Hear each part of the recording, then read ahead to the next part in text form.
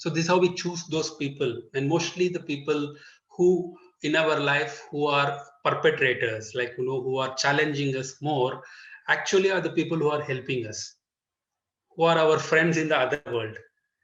We have brought them to do certain things. Who are nicer to us, they are not much helping us spiritually, but who are more challenging to us, they are helping us spiritually. So these things I realized, and then I tried to look into myself, and there were some dark core beliefs where I used to feel bad about myself. I used to feel unworthy of love. I used to complain people don't love me, but deep inside, I used to feel I am unworthy of love. Deep inside, I was having a lot of guilt, and deep inside, I was. This is the stage where I was able to see my own weakness, my own negative aspects, and it's very beautiful. And this is how the process goes. This is the state where we can get over this cycle. Otherwise, what happens is there will be this victim perpetrator cycle in most of the humanity. I think almost 95 to 97% of the humanity are stuck in the first two stages. They will become victim, and they will get into blame game mode.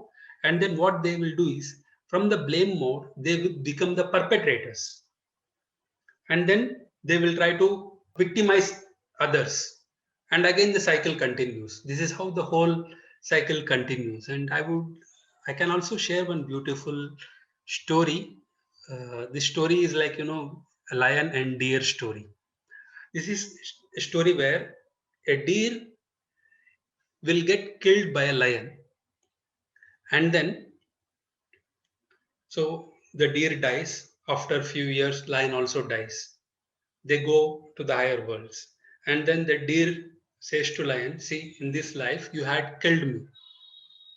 So now I would like you to experience the pain what you have given me. So in the next life, we will become, we will take life such where, I will do what you have done to me. And then maybe next life, the lion is born as a frog and the deer is born as a snake. And then snake, what it does, it kills the frog. And then they go up. Again, this time the frog forgets that it was the lion. And then frog again takes revenge, wants to take revenge on the snake.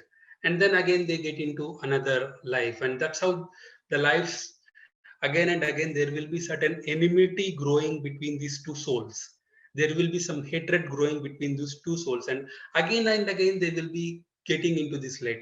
One life, this will make this soul victim, and another life, this soul will make this soul victim. And the fight continues for incarnations after incarnations, incarnations after incarnations.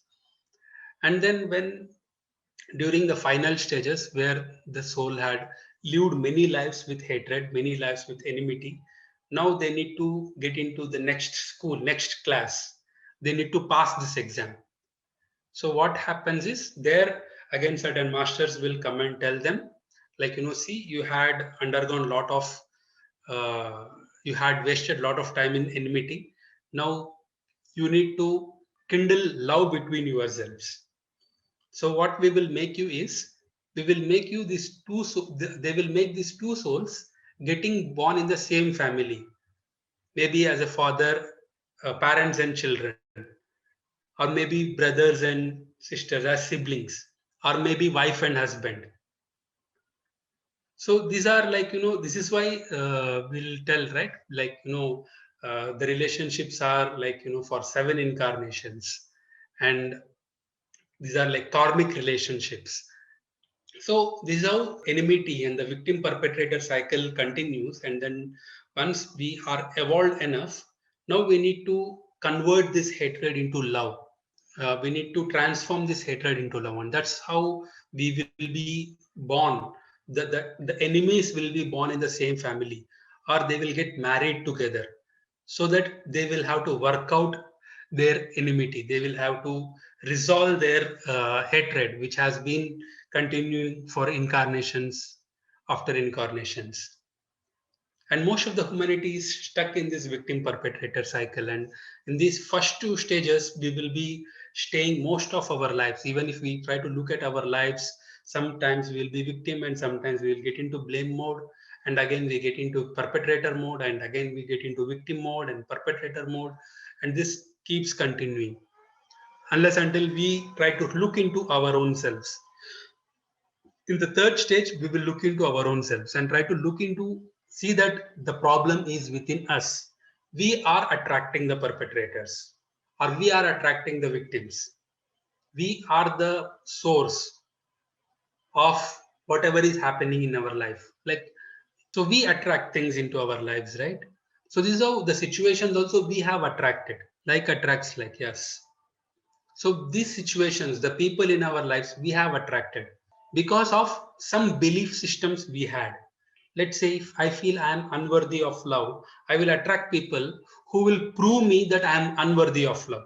So if I feel I have deep inside a feeling that I am not beautiful, so I will tell people, I will attract people who will again remind me that I am not beautiful. So this is how the whole things happen. The core beliefs, because of our core beliefs, we attract those things. And basically, these core beliefs, we can call it as self-doubt, or we can call it as shame. So shame is a wound of the soul. Like, we try to do something because deep inside we are feeling that inferiority complex. So we try to achieve something like, I try to buy costly cars, or I try to become successful in this world, try to earn fame, because deep inside I have feeling that without money I'm nothing. Without money I'm unworthy. Without degrees I'm unworthy. So without a beautiful wife I'm unworthy. So these deep feelings of shame, these deep feelings of self-doubt are the true reason where we attract these kinds of people in our lives. So in this stage, what we will try to look is, we'll try to look at our own belief systems and try to identify certain beliefs where we have certain negative beliefs. So some beliefs like, I'll try to share, like I'm not good enough, I don't deserve it, I'm always humiliated, no one loves me, I'm wrong, I'm unworthy, these kinds of beliefs. Unwanted, I'm not loved, I'm not safe, I'm not worthy. So try to look into your own self and try to see, like, what are the beliefs you are resonating with? What are your core beliefs? Like, it's okay to have this self doubt, it's okay to have these beliefs right now. First, acknowledge those beliefs which you are having deep within you. But it's also important to recognize the negative beliefs what we are carrying. Mostly, like, when we try to hide this using masks, we will not be transforming it. We are just trying to protect the hidden self within us. We are trying to hide our true selves. It's better to come out, like, try to break that walls of defense. So we don't want to put defensive walls. You try to recognize first whatever is within you, what is the problem within you, because these beliefs are the way we look at our lives. Like, these are our specs.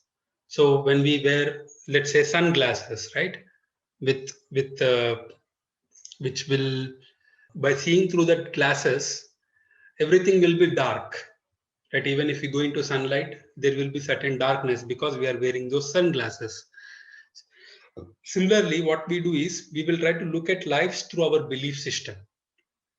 Life, even though life is full of opportunities, and let's say our belief system says, like, life is always behind us, life is always trying to catch us, we only see that, we only attract those situations.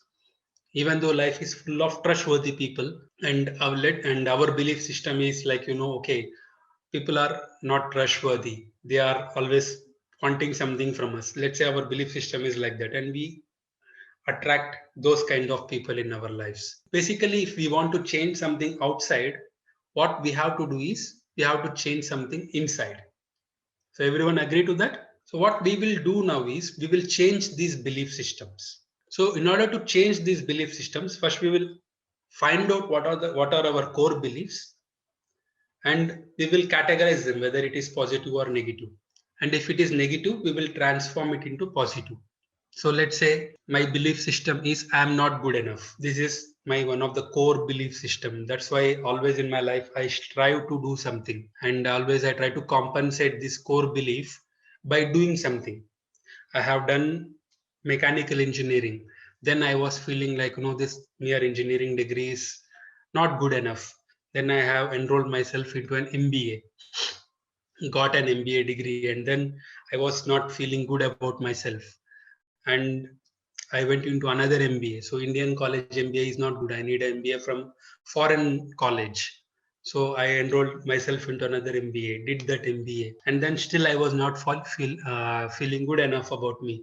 Enrolled myself into a PhD program, and then suddenly something striken within me, like why I'm doing this. So then I tried to look into myself. This is because I have this core feeling of I'm not good enough. Then what I have done is I try to get into that opposite. I try to believe that I am enough, even if I don't have any degrees, even if I don't have money, even if I'm not having beautiful wife, or even if I'm not having anything, also I'm enough. So this is how I try to work upon myself. And then slowly I started to control this urge of getting more degrees or getting more money, because I'm always believing that more money is more worth. So this is how we can transform our core beliefs. Like if we feel like I'm not complete, we can tell to ourselves that I am complete. So there is one sloka in Ishavasya Upanishad. It says Purnamada Purnamidam Purnat Purnamudachyate Purnasya Purnamadaya Purnamevavasishyate. Anyone heard about this sloka? So it is simple as 0 plus 0 is equal to 0, and 0 minus 0 is equal to 0. So whatever comes from completeness, it's complete, and whatever gets added into completeness is complete.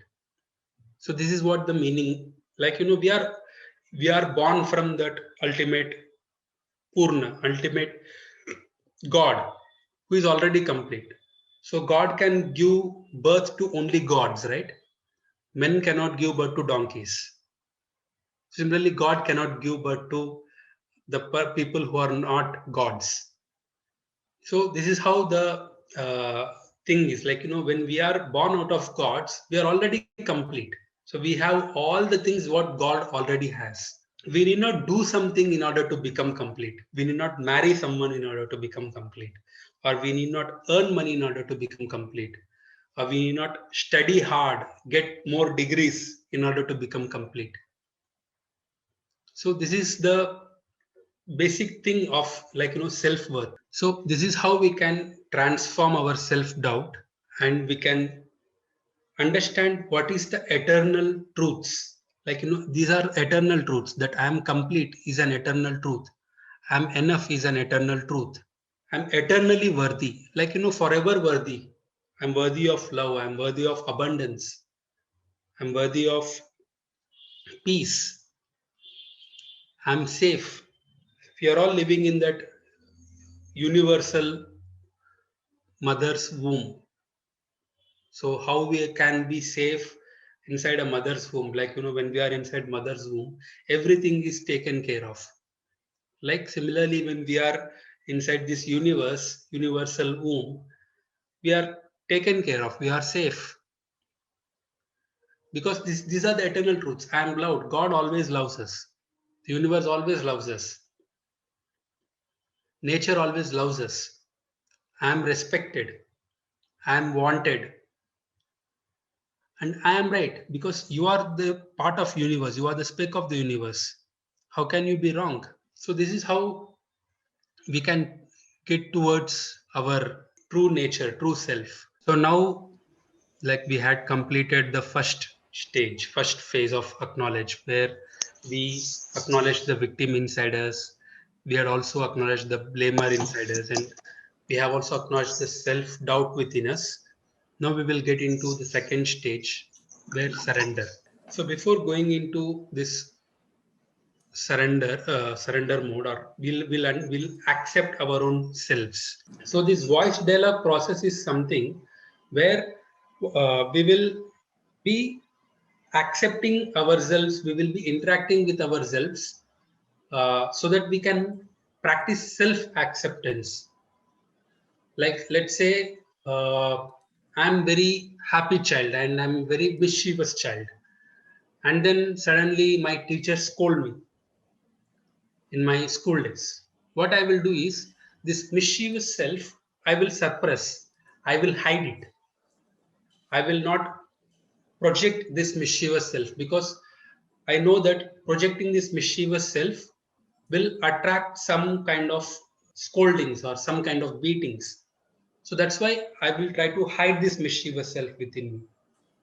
Similarly, there can be certain aspects within ourselves where we try to suppress it. We will try to disown our parts, disown our own self, because we encountered some kind of survival threats where some people had controlled us, or where some people had told, like, this is not the right way to be.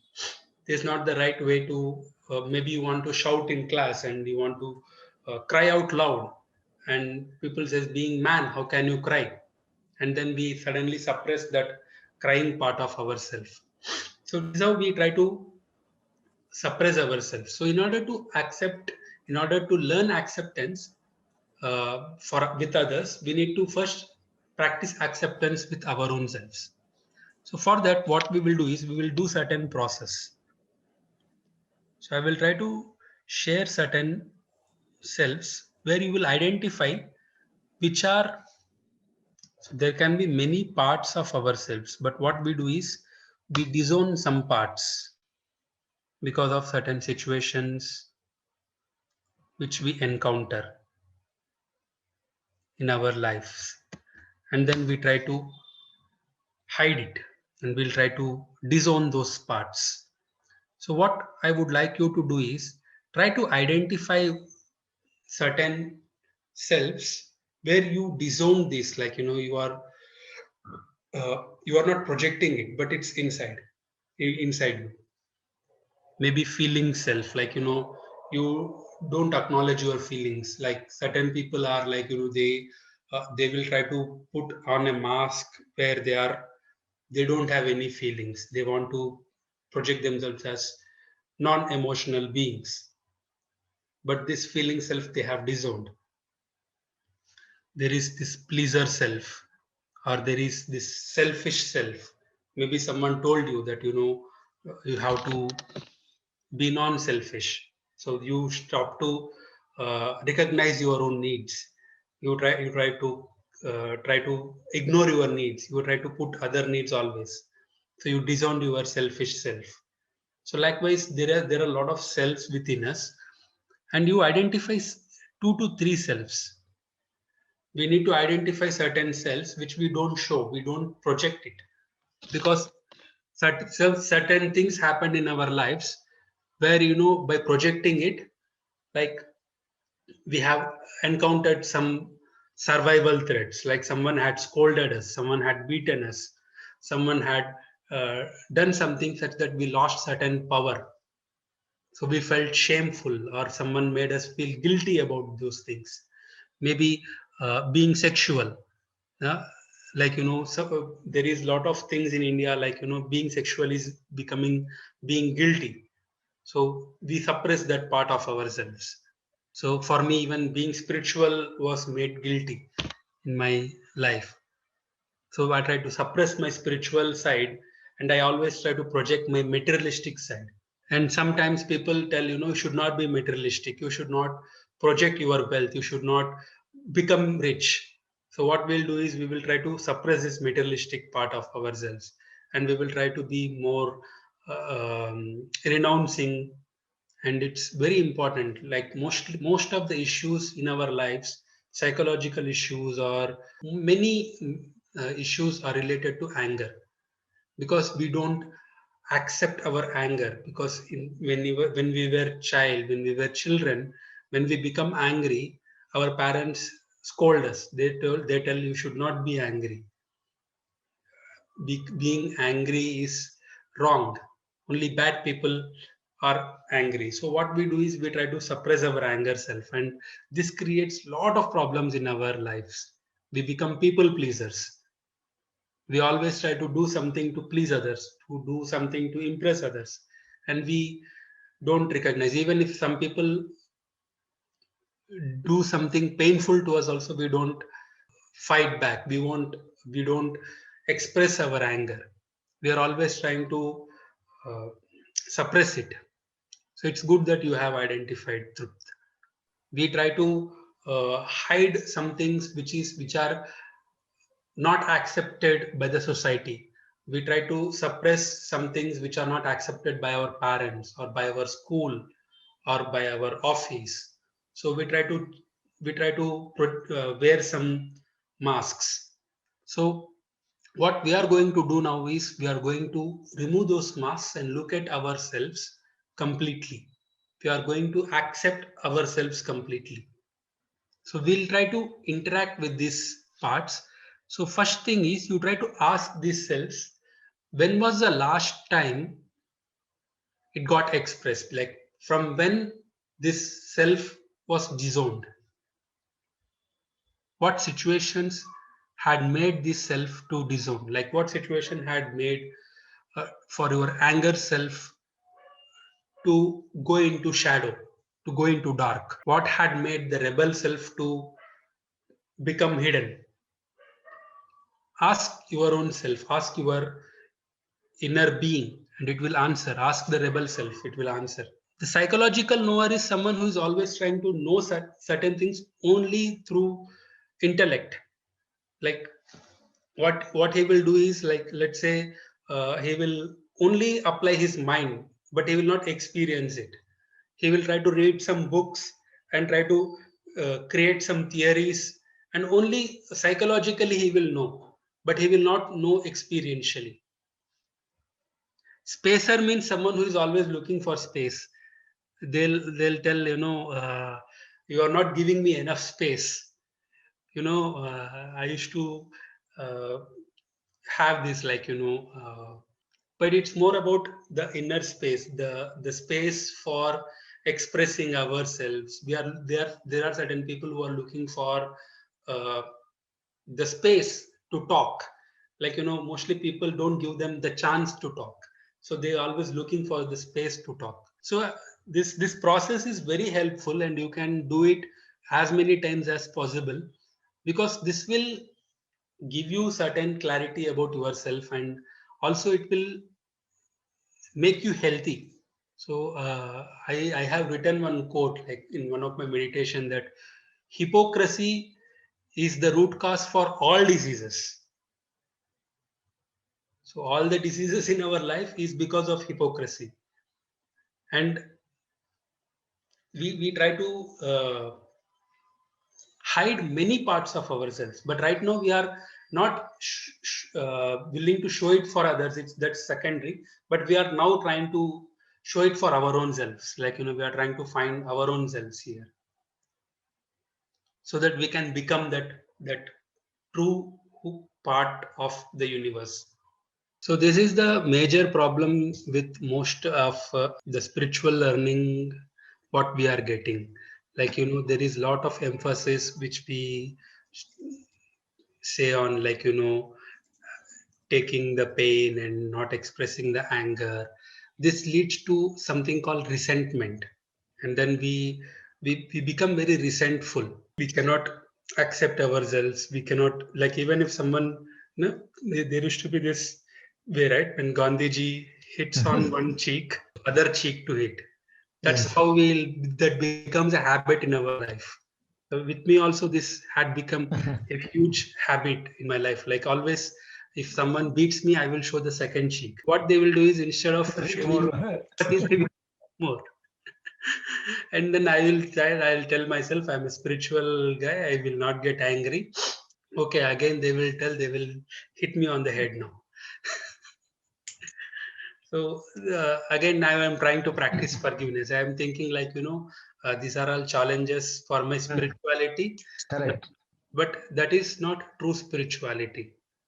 But later I came to know that this is not the true spirituality. This is an escapist spirituality. And mostly what happens is this creates certain ego within ourselves. And Mm. we become very unnatural beings. We become more controlled beings, and then we don't feel happy about ourselves after a certain point of time. Mostly we are trying to, what we do is, when we not accept some part of ourselves, we don't accept that part in others also. And mostly in our, we attract certain people in our lives who are actually this. Like when we suppress our disowned self, like let's say our disowned self is vulnerable self, our life partner will be the person who is always vulnerable, who is always weak, and we don't like weakness. And let's say we suppress our anger self, our life partner will be the person who is the embodiment of this anger self. So we cannot accept the anger self within others also, right? How can we accept others when we can't accept some certain parts within ourselves? But life teaches us this lesson. Life always wants us to accept. So that's why it will try to send people who are mostly our disowned selves. In our life, if we see, most of the people who we attracted are our disowned selves, shadow self. This is the disowned self. And then this is how this we attract people who are representing our shadow self. And they trigger these parts within ourselves, and this is the beautiful romance which is happening in our life. So once we accept ourselves completely, we can accept these parts within others also. All our conflicts are resolved. Most of our conflicts are resolved, and then everyone are our friends in our life. So mostly if we do this exercise again and again, we will accept all parts of ourselves, and this whole humanity will become our friends now. Yeah, but first thing is we need to accept ourselves, and once we accept ourselves, we can accept others. And the problem what we do is we always apply, we will do operation on others first, but will not do operation on ourselves. This forever will be like this only. And if, this can be seen mostly in spouse relationships. Always spouse thinks the other person is wrong, and we want to correct the other person. So likewise we apply most of our philosophies, most of our knowledge on others, and we'll forget ourselves. So once first we will learn accepting ourselves, then it accepting others becomes easier. And once you accept others, there is nothing to forgive also. So moving to the next stage is forgiveness. So once we do this acceptance exercise, forgiveness becomes easier. And then here we can forgive people out of understanding. And then in my book, in this Victim to Victor, in forgiveness chapter, I talked more about anger management. Before applying forgiveness, we need to know how to resolve our anger. Basically, what I'm trying to say is, in order to practice forgiveness, first you need to practice anger management. For anger management, you can do something like beating of pillows, or writing letters to perpetrators, or even shouting, uh, crying.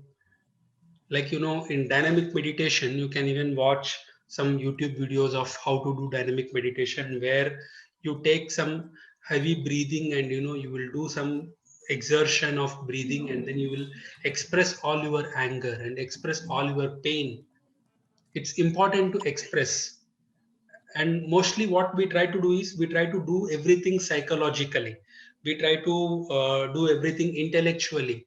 Like, okay, we should not feel anger, we should not express our anger, and this results lot of issues, and we cannot forgive others by holding anger within ourselves.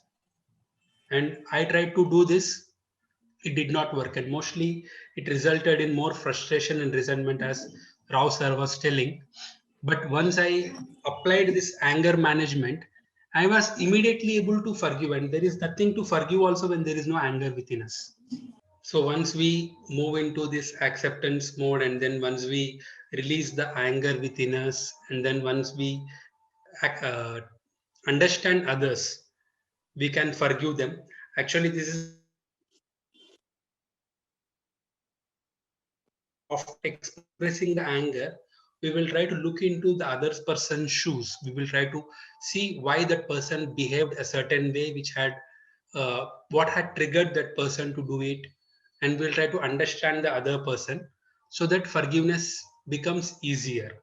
And then we get into the mode of healing. So once we can forgive, we can move into the space of healing, and we can heal ourselves completely. So even here, a lot of therapies can also be child therapy is there, family constellations therapy is there. Even someone were talking about sound healing, and a lot of therapies are there. Past life regression therapies are there. Color therapy, light therapy. Even you can do all those therapies, and but once you go through these stages of acceptance and forgiveness, healing becomes natural. And one important thing you can remember is uh, Gnanagni Dagda Karmanam. Lord Krishna says in Bhagavad Gita that the mere wisdom can burn all your karmas.